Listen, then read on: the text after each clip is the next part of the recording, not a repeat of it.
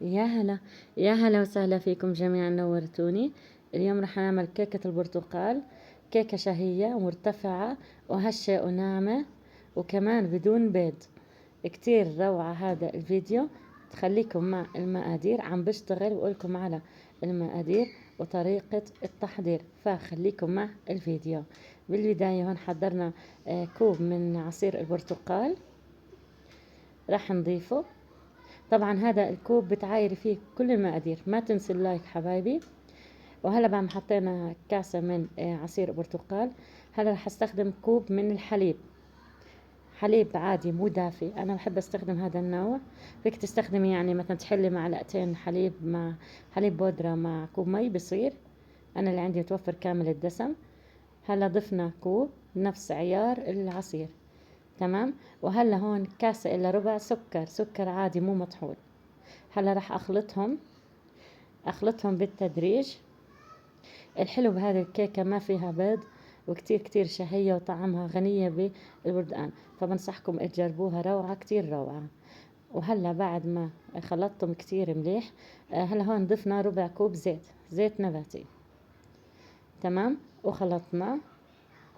طبعا ما حضيف فانيلا عشان انا بدي تظهر نكهة البرتقال، عرفتوا.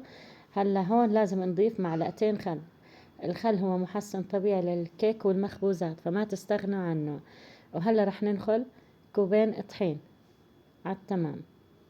لازم ننخله حتى ندخل هواء للكيكة وتنفش الكيكة معكم، فما تستغنوا عن هذه المرحلة.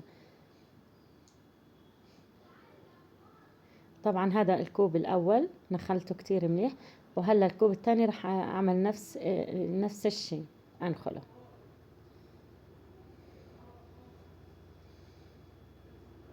تمام. هذا الكوب الثاني برضو نخلته نفس ما نخلنا الأول. وهلا رح نضيف البيكنج باودر. ركزوا معي، رح أضيف معلقتين صغار، وتقريبا طرف المعلقة الصغيرة، يعني معلقتين صغار وربع المعلقة صغيرة بيكنج باودر.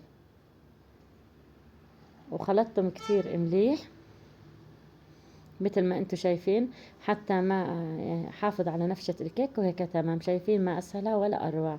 طبعا نخبزها بالفرن على درجة حرارة 170 في الرف الاوسط، وتاخد 45 دقيقة. شايفين ولا اروع ولا اسهل من هيك. غنية بالبرتقال ولذيذة وشهية مرتفعة وهشة وناعمة. ما تنسونا اللايك حبايبي، استنوني في فيديو جديد. دمتم في صحة وسلامة، ومع السلامة.